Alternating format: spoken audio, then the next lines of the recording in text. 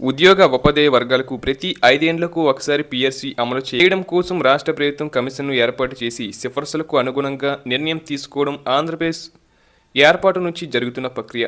ఆంధ్రప్రదేశ్ రాష్ట్రం ఏర్పడిన తర్వాత అప్పటికే నిజాం పరిపాలనలో సర్కారీ ములాజిం యూనియన్ చేసిన అనేక పోరాటాలు, ఉద్యమాల ఫలితంగా హైదరాబాద్ రాష్ట్రంలో మద్రాస్ రాష్ట్రం కంటే వేతనాలు ఎక్కువగా ఉండేవి. కానీ భాషా రాష్ట్రాల పేరిట ఆంధ్రప్రదేశ్గా ఏర్పడిన తర్వాత మొదటి పీఆర్సీలో ఉద్యోగుల జీతాలు ఆంధ్ర ప్రాంత ఉద్యోగులతో సమానంగా చేయడం వలన అప్పటికే ఎక్కువ వేతనాలు పొందుతున్న తెలంగాణ ఉద్యోగుల వేతనాలు గణనీయంగా తగ్గాయి.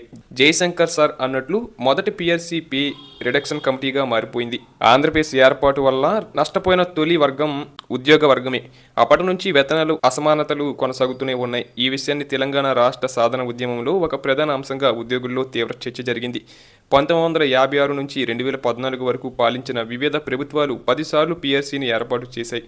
అయితే 1958, 65 పీఆర్సీలో జీతాలు ఏమాత్రం పెంచకపోవడం వల్ల ఉద్యోగుల వేతనాల్లో పెద్దగా మార్పు రాలేదు. 1982, 86, 93 పీఆర్సీలు 10% హెచ్చింపు చేయాలని కమిషన్ ప్రతిపాదిస్తే అప్పటి ప్రభుత్వాలు ఆమోదించి 3 పీఆర్సీల్లో కేవలం 10% షిప్మెంట్ అమలు చేశాయి. దీనివల్ల ఉద్యోగుల జీతాల విషయంలో ఇతర రాష్ట్రాల కంటే తక్కువ జీతాలు ఉన్న రాష్ట్రంగా ఆంధ్రప్రదేశ్ నిలిచిపోయింది. 1999లో జస్టిస్ పొన్నయ్య పీఆర్సీ కమిటీ 15% సిఫార్సు చేసింది. ఉద్యోగ సంఘాలు చేసిన పోరాటాల ద్వారా అప్పటి సీఎం చంద్రబాబు నాయుడు ప్రభుత్వం 25% అమలు చేసింది షిప్మెంట్. చంద్రబాబు అనుసరించిన ప్రజా ఉద్యోగ వ్యతిరేక విధానాల వల్ల ఉద్యోగులు అనేక ఇబ్బందులు పడ్డారు.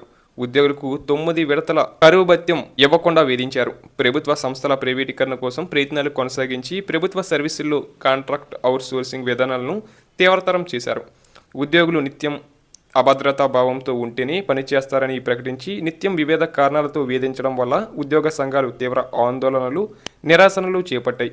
చివరికి టీడీపీ ఓటమికి ఉద్యోగులు కూడా ప్రజలతో పాటు కారణమయ్యారు. అనంతరం వైఎస్ రాజశేఖర రెడ్డి నేతృత్వంలో ప్రభుత్వం అధికారంలోకి రాగానే ఉద్యోగ సమస్యలు పరిష్కారం అవుతాయని ఆశించారు. కానీ 2005 పీఆర్సీ కమిటీ జస్టిస్ జగన్నాథరెడ్డి నేతృత్వంలో 20% షిప్మెంట్ ప్రతిపాదించగా కేవలం 16% మాత్రమే ప్రభుత్వం అమలు చేసింది. చంద్రబాబును అధికారంలోకి రాకుండా చేశామనే సంతోషంలో ఉద్యోగులు పెద్దగా పీఆర్సీపై ఆందోళనలకు దిగలేదు. దీంతో ఉమ్మడి రాష్ట్రంలో ఉద్యోగులకు జరిగిన అన్యాయం సరిచేయలేని స్థాయికి దిగజారింది. ఇక తెలంగాణ రాష్ట్ర ఉద్యమం తీవ్రంగా కొనసాగుతున్న తరుణంలో 2010లో సిఎస్ అగర్వాల్ నేతృత్వంలో కమిటీ ఏర్పాటు చేసింది. ఆ కమిటీ 27% సిఫార్సు చేస్తే రాసయ్య ప్రభుత్వం 39% షిప్మెంట్ ఇచ్చింది. దీనికి ప్రధాన కారణం ఉద్యోగుల ఉద్యమాలతో పాటు తెలంగాణ రాష్ట్ర సాధన ఉద్యమం కూడా కొనసాగింది. తెలంగాణ ఉద్యమం తీవ్ర స్థాయిలో జరుగుతున్న తరుణంలో 2013లో ప్రభుత్వం 10వ పీఆర్సీ ఏర్పాటు చేసింది.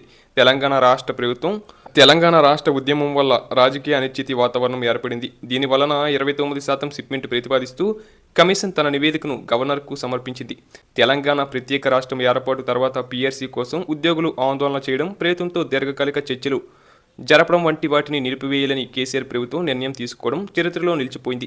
గతంలో ఎన్నడూ లేని విధంగా ప్రభుత్వానికి అందిన పీఆర్సీ నివేదికను టీఎన్జీఓ అధ్యక్షులు మరియు ఇతర మిత్రులకు అందించి ప్రభుత్వం ఎలా స్పందించాలో మీరే చెప్పాలి, ప్రభుత్వం మీది, తెలంగాణ రాష్ట్ర ఏర్పాటులో మీ పాత్ర కీలకం అంటూ కేసీఆర్ చెప్పడం మా అందరికీ గర్వకారణం. ఉద్యోగ సంఘాల చాక్ చర్చించి 42% ఇవ్వాలని కేసీఆర్కి చెప్పిన వెంటనే ఎలాంటి చర్చలు జరపకుండా అధికారులతో రివ్యూ చేయకుండానే 43% షిప్మెంట్ ఇవ్వాలని నిర్ణయం తీసుకున్నారు. ఉద్యోగుల ఆకాంక్షలను దృష్టిలో ఉంచుకొని వారు అడిగిన 42% కంటే ఎక్కువ 43% ఇవ్వడం వల్ల జీతాలు రెట్టింపు అయ్యాయి. తొలిసారి అసంతృప్తి లేని తొలి తెలంగాణ పీఆర్సీగా రాష్ట్ర చరిత్రలో నిలిచిపోయింది. ఆ తర్వాత 2వ పీఆర్సీ అమలుకు కేసీఆర్ ప్రభుత్వం సకాలంలో బిస్వాల్ కమిషన్ను ఏర్పాటు చేసింది. కమిషన్ 7.50% షిప్మెంట్ ప్రతిపాదన చేయడంతో 30% షిప్మెంట్ ఇవ్వాలని ప్రభుత్వం నిర్ణయం తీసుకుంది. ఆ సమయంలో ప్రపంచవ్యాప్తంగా కరోనా మహమ్మారి కారణంగా ఆర్థిక వ్యవస్థ పూర్తిగా దెబ్బతిన్న పరిస్థితి నెలకొంది.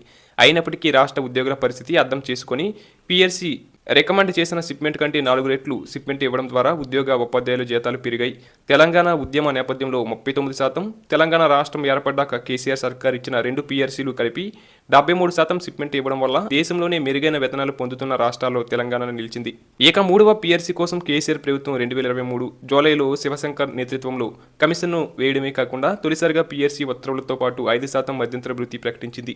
ఇక అదే ఏడాది అక్టోబర్లో జరిగిన అసెంబ్లీ ఎన్నికల ప్రచారంలో భాగంగా కాంగ్రెస్ అధికారంలోకి రాగానే 6 నెలల్లోపు పీఆర్సీ ఇస్తామని హామీ ఇచ్చింది.